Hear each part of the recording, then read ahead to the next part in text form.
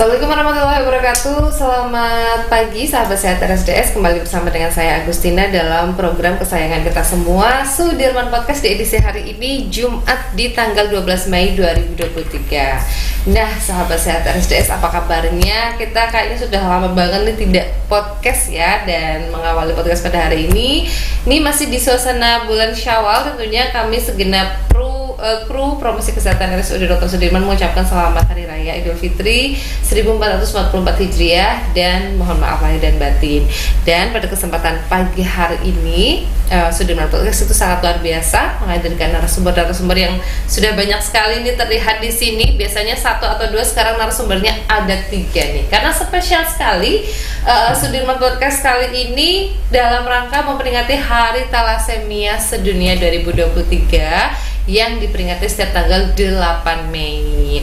Nah, langsung saja kita perkenalan dengan para narasumber yang sudah hadir bersama dengan kami di sini. Yang pertama ada Mbak Aan ya, atau Nurse Aan Linda Eskep. Selamat pagi Kak Aan, bagaimana kabar hari ini? Selamat pagi, alhamdulillah.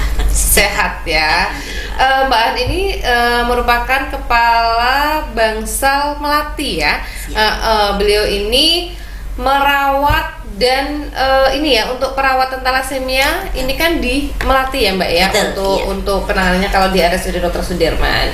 Nah di samping Mbak Aan ini ada juga Pak Mujito. Selamat pagi Pak Mujito. Selamat pagi Mbak Tina dan sahabat sehat RSDS Kebumen. Iya, Pak Mujito ini ya Pak ya, juga pengurus untuk Popti juga ya Pak ya? Betul. Jadi Pak Mujito ini juga mengurusi tentang Popti, yaitu Perhimpunan Orang Tua Penderita Thalassemia Kabupaten Kebumen. Nanti akan berbincang-bincang dengan sahabat sehat mengenai bagaimana sih Popti itu apa. Kemudian kalau mungkin sahabat sehat memiliki keluarga ataupun anak yang memiliki thalassemia, apakah ada wadahnya tuh? Oh, pasti nanti akan dijawab pada podcast kali ini. Nah, di samping saya ini juga spesial sekali ada Bapak Kurniawan. Selamat pagi Pak Kurniawan. Ini beliau ini merupakan Ketua Popti Kebumen. Bagaimana kabarnya Pak? Alhamdulillah sehat. Baik. Nanti kita akan berbincang-bincang tentang kegiatan Popti apa saja yang sudah dilakukan ya Pak ya. Oke, Mbak Aan mengawali podcast kita pada hari ini. Sahabat sehat mungkin di era saat ini sih sudah bisa mencari ya thalassemia itu apa tuh. Di sosial media banyak sekali literasinya bisa dicari, tapi kita bolehlah membahas sedikit thalassemia itu apa sih Mbak Aan? Oke. Ya, terima kasih Mbak Tina. Ya, pada kesempatan hari ini saya mau menyampaikan dulu kepada teman-teman semua, teman-teman teller yang ada di RSUD Dr. Sudirman Kebumen. Tetap semangat ya teman-teman ya, walaupun dengan kondisi yang seperti ini atau dengan thalassemia, tapi harus tetap semangat. Akan saya sampaikan terkait thalassemia ya Mbak. Mungkin teman-teman di luar sana sebenarnya sudah pada tahu apa sih yang namanya thalassemia, dan pasien thalassemia atau diagnosa thalassemia ini juga sepertinya memang harus di-floorkan atau disampaikan ke banyak orang supaya pada tahu apa sih sebenarnya thalassemia itu. Betul, gitu ya.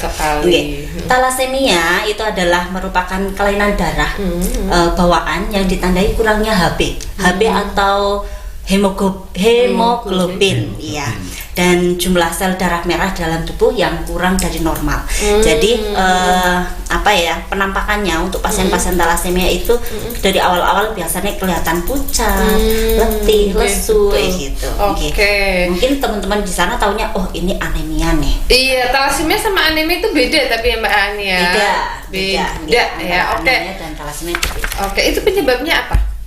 Untuk thalassemia sendiri penyebabnya itu adalah bawaan ya, dari orang tua. Kenapa anak-anak bisa terkena thalassemia apabila ada pasangan suami istri yang menikah dengan sesama pembawa. Pembawa sifat talasemia. Apabila pembawa sifat antara ibu dan bapak itu membawa sifat, maka akan muncul 25% anak yang terkena talasemia. Berarti bisa dikatakan penyakit talasemia ini penyakit keturunan juga ya? Oke, Pak Mujito. Bawaan. Oke, ngomong-ngomong soal bawaan orang tua, berarti screening awal itu penting sekali ya Pak ya? Betul. Apa yang harus dilakukan nih untuk calon pengantin yang memang mau menikah? Apakah memang perlu sekali untuk di screening ini? Ya, terima kasih Mbak.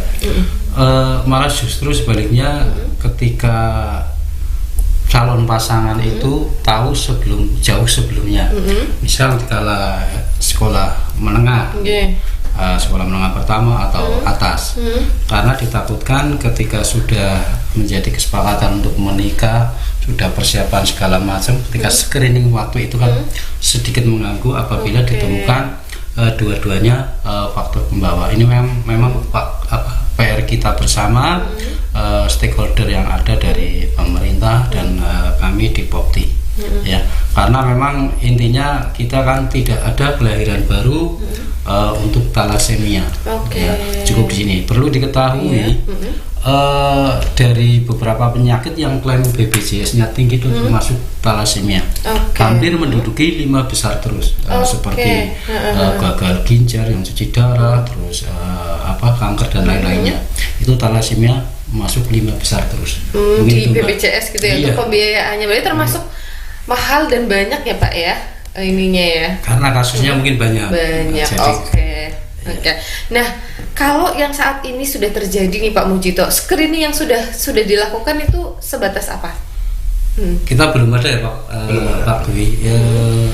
Ini kemarin insya Allah tanggal 29 kita dipanggil sama Dinkes untuk sedikit diskusi. Tanggal 29 Mei ini hari Senin, insya Allah akan diadakan screening dengan sasaran ring 1 itu kakak atau adiknya teller. Kalau penyandang, ini penyandang talasemia ya Mbak, jangan penderita. Penyandang talasemia atau teller ya Pak ya. Kakak atau adiknya teller, rencananya mau diadakan screening. Seharusnya sih screeningnya secara masif ya dan sistematis pada seluruh lapisan masyarakat. Terutama calon generasi muda atau calon-calon pengantin, biar tidak ada kelahiran baru talasemia. Baik.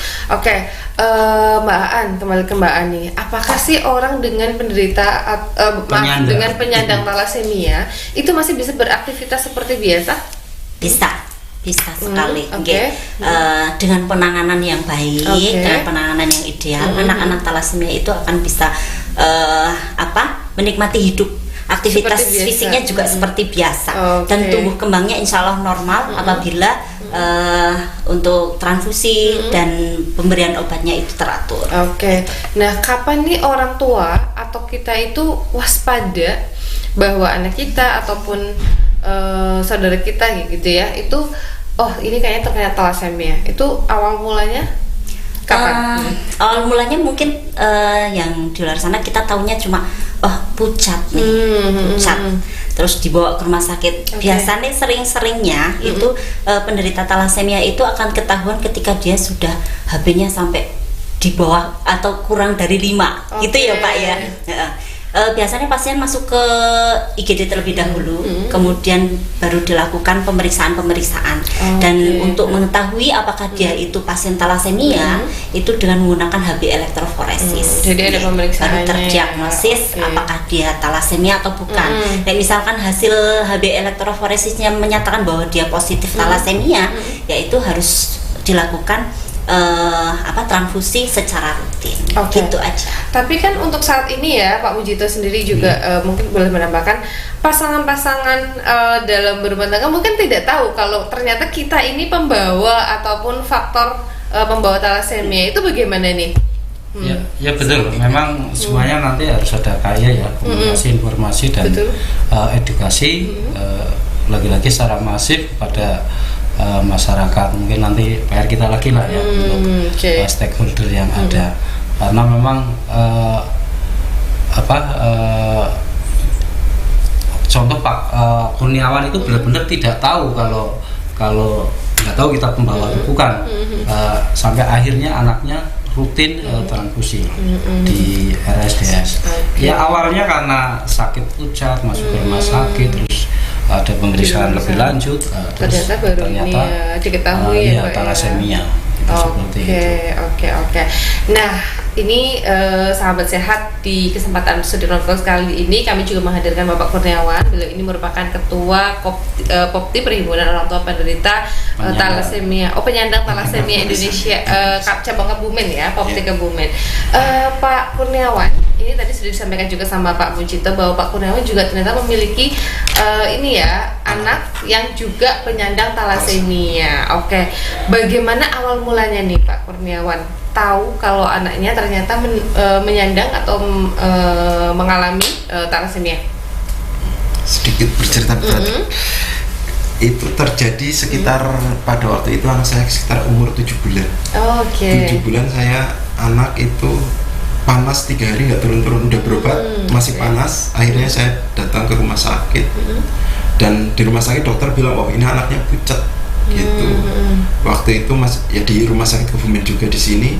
Akhirnya setelah yaitu HB tadi yang setengah 2 HB-nya turun yang nyampe 5, di bawah 5. Akhirnya transfusi. Setelah transfusi kemungkinan ini ada prospek thalassemia. Akhirnya untuk kontrol berikutnya benar terjadi penurunan HB lagi, dan akhirnya pemeriksaan berkelanjutan, ternyata dalam 1 bulan itu langsung positif thalassemia. Jadi dari umur 7 bulan anak saya udah transfusi setiap bulan sampai sekarang umur 6 tahun.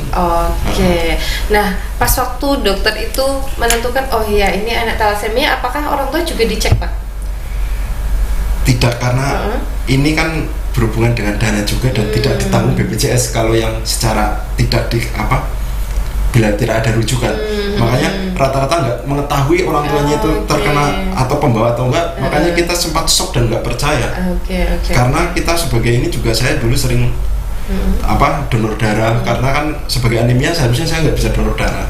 Tapi kemungkinan ya dari istri juga nggak pernah donor nggak pernah sakit atau yang ini berkelanjut. Jadi orang tua itu biasa-biasa seperti orang-orang. Makanya untuk thalassemia memang penyakit yang agak susah untuk diketahui kalau nggak dari pemeriksaan. Dilakukan pemeriksaan. Baik. Nah, ini Pak ngomong soal Popti nih ya Pak Kurniawan. Sebenarnya Popti ini organisasi yang seperti apa ini? Yaitu untuk Popti itu perhimpunan penyandang orang tua penyandang thalassemia Indonesia itu. Jadi sebagai wadah antara perkumpulan orang tua untuk mewadahi lah, jadi untuk saling mendukung dan memberikan motivasi untuk sesama penderita dan orang tua agar lebih kita semangat lah ya Pak ya. Di Kebumen sendiri banyak nggak Pak untuk anggotanya? Untuk anggotanya kita yang untuk berada di RSDS Kebumen itu berjumlah 70. Dan belum ada masih di PKU Gombong dan yang ada di Banyumas itu termasuk dalam lingkungan kita, tetap kita sebagai anggota itu mencapai 100 orang. Kemudian di Popti ini juga ada kegiatan-kegiatan rutin gitu Pak? Alhamdulillah untuk kegiatan ada kita seperti untuk pendampingan dan acara rutin, kita kumpul-kumpul tiap 2 bulan sekalipun kita mengadakan perkumpulan untuk pendampingan, sharing dan pendampingan. Kalau ada penemuan penderita baru, penyandang baru itu untuk saling mendukung gitu ya Pak ya. Baik. Nah, kembali ke thalassemia lagi ya di Mbak Aan ya. Kalau ada pasien ataupun anak-anak yang memang terkena thalassemia gitu ya, ini baru awal. Kalau awal itu kan maksudnya pasti ke IGD ya screeningnya. Nah, untuk kelanjutannya, kalau mau transfusi darah, bagaimanakah untuk alurnya di RSUD Dr. Sudirman? Sebelumnya saya sampaikan dulu pelayanan yang ada di rumah sakit ya, bahwa di Rumah Sakit Dr. Sudirman Kebumen itu tercatat ada 70 pasien thalassemia dan kemarin tambah 1 pasien dari Perembun, tapi itu belum dilakukan belum ketemu sama dokter hemato-onkologi. Jadi kalau total sekitar 71 pasien.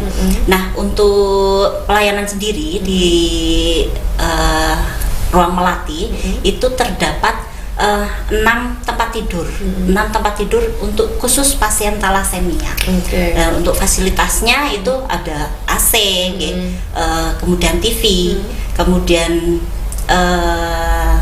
yang lain itu sebenarnya ada sih buku-buku pasien-pasien yang untuk teman-teman talasemia, teman-teman teler. Cuman memang ditempatkan di ruangan yang lain. Jadi yang khusus untuk pasien talasemia itu ada 6 tempat tidur.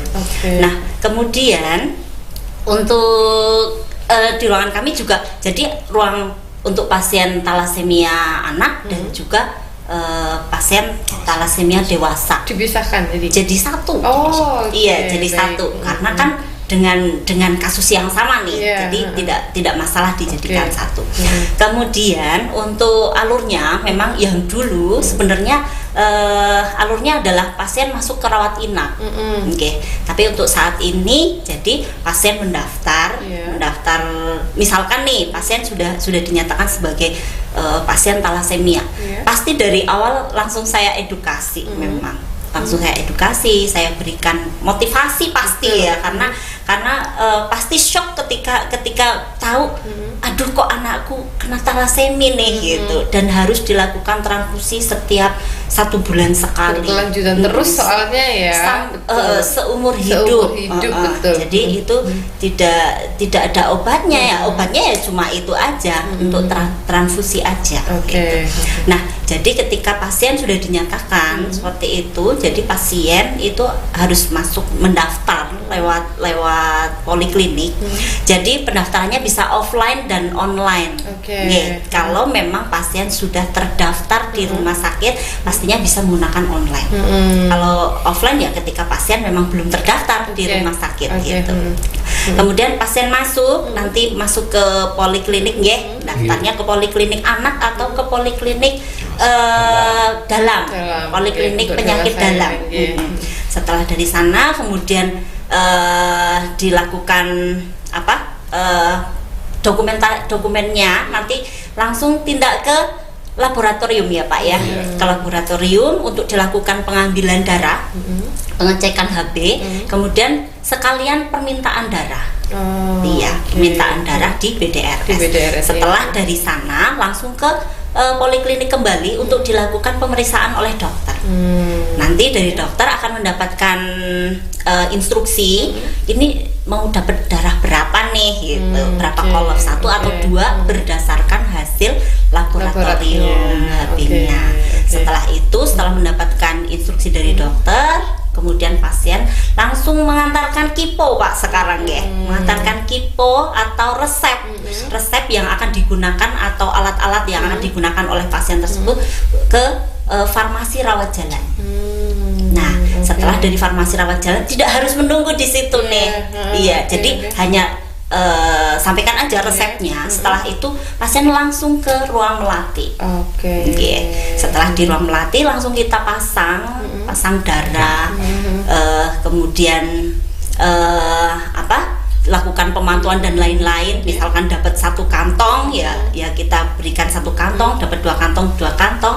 Nanti setelah selesai secara keseluruhan baru pasien atau keluarga pasien atau orang tua pasien kita minta untuk mengambil obat-obatan yang ada di farmasi rawat jalan. Jadi tidak harus menunggu lama di sana karena sambil dilakukan pelayanan transfusi itu. Itu tetap harus inap nggak Mbak? Enggak, alhamdulillah untuk sekarang tidak dilakukan rawat inap. Jadi pasien datang pagi, sorenya sudah harus pulang. Boleh pulang. Jadi one day care. Untuk talasemia ya. Jadi tidak perlu rawat inap kalau di RSUD Dr. Sudirman. Baik. Kemudian Pak Mujito ya, kalau untuk di RSUD Dr. Sudirman sebenarnya apa sih yang sudah diberikan atau fasilitas seperti apa untuk para penyandang thalassemia ini? Apalagi tadi sudah disebutkan termasuk lumayan banyak ya di Kabupaten Kebumen aja 71 ya untuk pasiennya. Itu untuk RSUD Dr. Sudirman sendiri bagaimana? Ya, sebenarnya untuk penyandang thalassemia kebutuhannya adalah satu transfusi darah dan kelasi besi. Ya, obat kelasi besi. Karena dimungkinkan ketika transfusi kalau tidak keliru ada penumpukan zat besi dan itu harus ada obatnya. Itu sudah diberikan di rumah sakit, tinggal kisi-kisi lain. Artinya untuk pendaftaran alhamdulillah teman-teman sudah mulai dipermudah dan sudah mulai paham. Terus untuk antrian-antrian juga sudah mulai bisa ditekan. Dalam satu episode pelayanan ya kita cuma sekali saja datang ke RSDS untuk mendapatkan transfusi dan kelasi besi. Ya, itu saja mungkin yang ya intinya kebutuhannya adalah kelasi besi dan kelasi besinya itu sudah bisa dilakukan di RSDS sudah. Ya, baik. Nah, untuk Pak Kurniawan, kalau ada salah satu orang tua, bagaimana sih taunya kalau memiliki wadah Popti di Kebumen?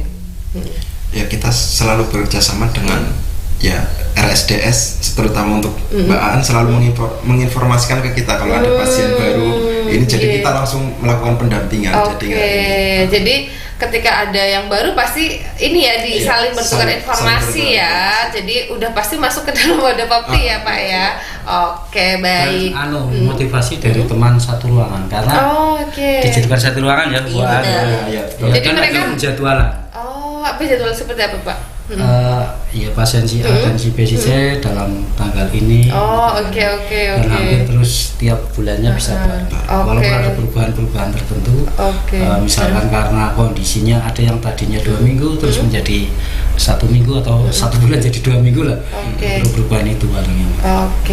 Nah untuk sahabat sehat RSDS itu beberapa tentang Popti. Nah sebelum kita melanjutkan ke materi sebelumnya, kita akan simak terlebih dahulu ini video. Ini merupakan salah satu karya dari penyandang thalassemia di Kabupaten Kebumen juga ya Pak Mujito dan Mbak Aan serta Pak Kurniawan. Kita saksikan bersama sahabat-sahabat ini video salah satu karya dari penyandang thalassemia di Kabupaten Kebumen dan bekerjasama dengan promosi kesehatan RSUD Dr. Sudirman. Kita saksikan bersama videonya.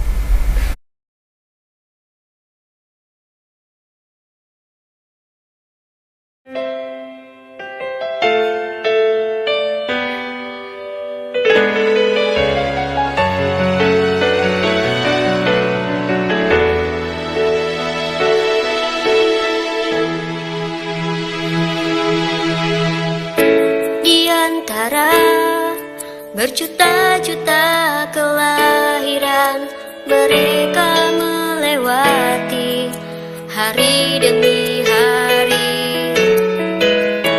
dalam baur trauma dan anugerah kuasa sindroma yang disebut thalassemia.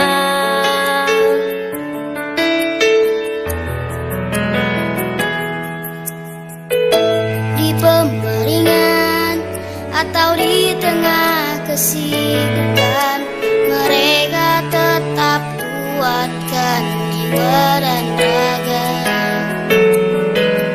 sambil terus berkarya dan berprestasi. Walau kian menyusut butir merah darahnya, masih ada asa yang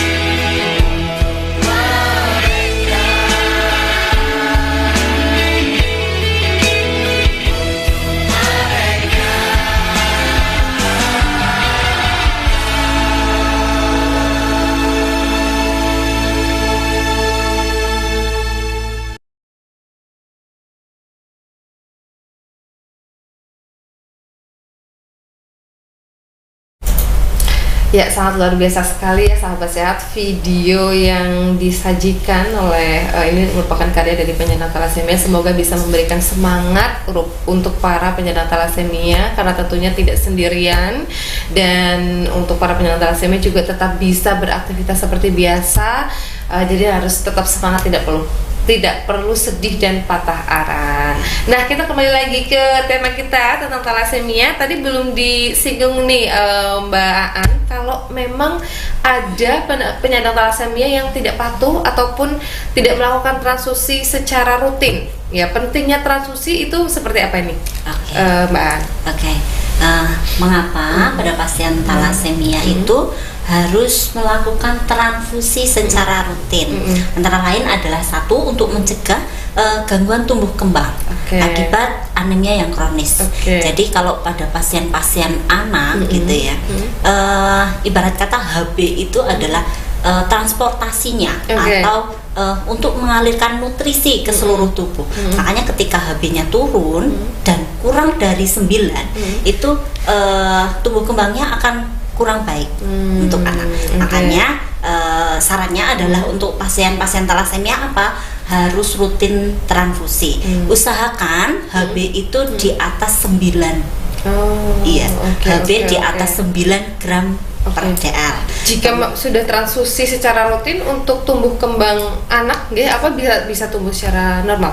Insya Allah akan tumbuh dengan normal. Kemudian jangan sampai terjadi kerusakan tulang juga, Mbak, karena bisa jadi terjadi osteoporosis. Itu karena ketika si anemia sampai turun banget, kurang dari 7 atau kurang dari 5, itu tulang-tulang panjang itu digunakan untuk support menghasilkan sel darah merahnya itu. Padahal kan sebenarnya pada pasien talasemia itu tidak bisa menghasilkan itu. Makanya jadi ini tulang-tulang panjang ini yang akan kayak digerogoti gitu. Makanya bisa terjadi adanya osteoporosis. Kemudian di sisi lain juga ada pembengkakan di limpa nih. Jadi kayak orang hamil besar perutnya. Iya, padahal itu disebabkan karena adanya pembengkakan limpa. Jadi itu pentingnya transfusi secara rutin ya Mbak An ya. Kemudian untuk obat yang harus rutin diminum itu seperti apa? Nah, ketika pasien talasemia sudah dilakukan transfusi minimal itu 10 kali transfusi, atau setelah itu akan dilakukan pemeriksaan ferritin. Alhamdulillah di rumah sakit kita juga sudah ada untuk pemeriksaan ferritin. Iya. Itu jika ferritinnya lebih dari 1000, itu akan segera diberikan obat kelasi besi. Yang ada di rumah sakit kita antara lain adalah Devera Syrup dan Deveripron. Jadi kalau Deveripron itu adalah modelnya tablet, itu diminum sehari 3 kali. Nah, kalau Devera Syrup itu modelnya kayak effervescent. Jadi kayak Protekal dan lain-lain itu. Jadi dicampurkan ke air nanti baru diminum. Dan itu minumnya sehari cuma sekali. Jadi dimudahkan untuk teman-teman semua. Dan misalkan bosan gitu ya, bosan yang sehari 3 kali, bisa menyampaikan ke dokter bagaimana misalkan saya diganti menggunakan yang sehari sekali. Itu juga bisa ya berkonsultasi dengan dokter. Kemudian untuk layanan di RSUD Dr. Sudirman ini Mbak Aan, untuk para penyandang talasemia, apakah ada layanan antar jemput ataukah seperti apa? Iya betul. Di rumah sakit Dr. Sudirman Kebumen itu ada layanan antar jemput. Sementara ini memang ke arah timur ya, arah timur. Jadi ada beberapa yang memang misalkan dalam satu lingkup atau berdekatan, itu bisa dilakukan antar jemput. Jadi pasien dijemput, nanti di rumahnya di sebelah mana yang berdekatan, minimal kayaknya 3 orang ya. 3 orang itu harus berangkat bareng dengan jadwal yang sama. Yang sama. Itu tidak berbayar ya? Tidak berbayar. Berarti setiap hari ini? Setiap kali ada transfusi ada. Jadi setiap jadwal beliau itu akan dilakukan penjemputan oleh transportasi yang ada di Rumah Sakit Dr. Sudirman Kebumen, kemudian diantar ke RSDS. Nanti setelah selesai transfusi dan pelayanan selesai semua, itu akan diantar kembali pulang. Oke, itu sahabat sehat, salah satu layanan unggulan talasemia di RSUD Dr. Sudirman. Kita juga menjemput ya para penyandang talasemia. Kalau memang sudah waktunya untuk jadwal transfusi, tidak usah khawatir, kita juga ada layanan antar jemput untuk pasien talasemia. Oke, ini ke Pak Kurniawan nih Pak. Setelah mengetahui ya Pak ya kalau untuk Ananda itu terkena talasemia gitu ya, sebagai orang tua ini untuk penyemangat juga para orang tua yang memiliki anak talasemia, apa nih yang perlu dilakukan kalau sudah mengetahui nih ternyata anak kita terkena talasemia? Ya, kita harus mengikuti anjuran dari dokter yang menangani lah untuk penanganan talasemia itu sendiri. Dan yaitu seperti tadi ya, minum obat pun harus rutin, transfusi sesuai jadwal, dan tetap kita sesuai dengan, kadang kan namanya orang berbeda-beda, kadang untuk pengobatan kesana kesini mending nggak usah, sesuai dengan petunjuk dokter aja ya. Soalnya sudah ada banyak teman-teman yang mencoba ternyata tidak berhasil. Mungkin seperti itu. Oke, jadi tetap semangat, ikuti arahan dan petunjuk dari dokter aja begitu ya Pak Kurniawan. Oke, kemudian sebelum kita menutup Pak Kurniawan, ada harapan apa nih dari Popti untuk RSUD Dr. Sudirman yang selama ini memang sudah bekerja sama ya dengan Popti untuk pelayanan talasemia ini? Untuk harapan kami ya, pelayanan mungkin udah, terima kasih banyak untuk RSDS Kebumen yang pelayanan udah terbaik untuk talasemia. Mungkin untuk di tingkat lanjut lebih baik lagi dan kerjasama dengan Popti, mungkin itu saja. Mungkin ada saran atau apa untuk ini, untuk RSUD Dr. Sudirman? Untuk kru penjemputan mungkin untuk ditambah lah gitu. Dan wilayahnya juga kru penjemputannya ditambah agar wilayahnya lebih banyak yang lebih terjangkau gitu ya Pak Kurniawan. Ada tambahan lagi mungkin dari Pak Mujito Pak? Yang perlu diingatkan lagi kepada stakeholder yang ada, segera lakukan screening secara masif agar tidak ada kelahiran baru talasemia. Pokoknya talasemia cukup sekarang saja atau hari ini saja, untuk selanjutnya sudah tidak ada. Itu targetnya tidak ada kelahiran baru untuk talasemia. Mbak An, ada pesan apa ini untuk para orang tua ataupun memang calon orang tua tentang talasemia bertepatan dengan Hari Talasemia Sedunia ini? Harapan saya buat teman-teman teller yang di luar sana, pastinya satu, harapan saya adalah dimanapun transfusi gitu ya, usahakan HB itu dipertahankan pada posisi yang baik. Posisi yang baik itu adalah HB lebih dari 9. Lebih dari 9 itu sudah harus dilakukan transfusi. Supaya apa? Supaya tidak terjadi organ-organ tubuhnya itu terganggu dan tumbuh kembang anaknya juga lebih baik. Itu intinya, tetap semangat untuk teman-teman teller semua. Jangan sampai putus asa gitu ya. Dan untuk orang tua juga pasti harus semangat, karena ketika orang tuanya semangat ya, anaknya juga akan ikut semangat. Betul sekali. Betul kan? Jadi yang memang kenapa harus ada Popti? Karena memang itu tempat sharing bersama gitu ya. Ketika ada pertemuan, silahkan ikuti supaya teman-teman juga saling merasakan satu sama lain bahwa terkena talasemia, sharing, ada dukungan, saling mendukung satu sama lain. Dan kami dari RSUD Dr. Sudirman Kebumen juga insya Allah akan selalu mengembangkan pelayanan-pelayanan di rumah sakit untuk pasien-pasien talasemia agar lebih baik dan lebih baik lagi. Itu sahabat sehat obrolan kita di dalam Sudirman Podcast kali ini dalam rangka memperingati Hari Talasemia Sedunia. Dan untuk sahabat sehat yang ingin bertanya tadi belum sempat pertanyaan kita jawab karena ini kita cek juga pertanyaannya kayaknya sudah ada semua, kayak pencegahannya bagaimana tadi sudah dijelaskan juga sama Mbak Aan, kemudian apa itu thalassemia sudah dijelaskan. Nah, untuk ada pertanyaan lanjutan boleh nanti silahkan bertanya di sosial media kita, baik di Facebook, Instagram ataupun di YouTube. Di live kita juga boleh, nanti akan dijawab oleh admin kita. Nah, terima kasih untuk sahabat sehat yang sudah mengikuti obrolan kita pada hari ini. Jangan lupa juga ikuti Sudirman Podcast selanjutnya dengan tema yang tentunya tidak kalah menarik lainnya. Kami juga mengucapkan terima kasih untuk para narasumber. Pak Kurniawan tetap semangat, untuk Poptinya juga semoga lancar dan tetap memberikan dukungan untuk para orang tua penyandang thalassemia. Pak Mujito juga terima kasih sekali sudah hadir memberikan pengalaman-pengalaman dan informasi mengenai thalassemia, dan Mbak Aan juga terima kasih juga untuk sharingnya pada kesempatan pagi hari ini. Sekali lagi kami mengucapkan selamat memperingati Hari Thalassemia Sedunia 2023. Tetap semangat untuk para orang tua dan untuk penyandang thalassemia. Kita berjumpa kembali di Sudirman Podcast selanjutnya. Kami akhiri, wassalamualaikum warahmatullahi wabarakatuh. Selamat pagi.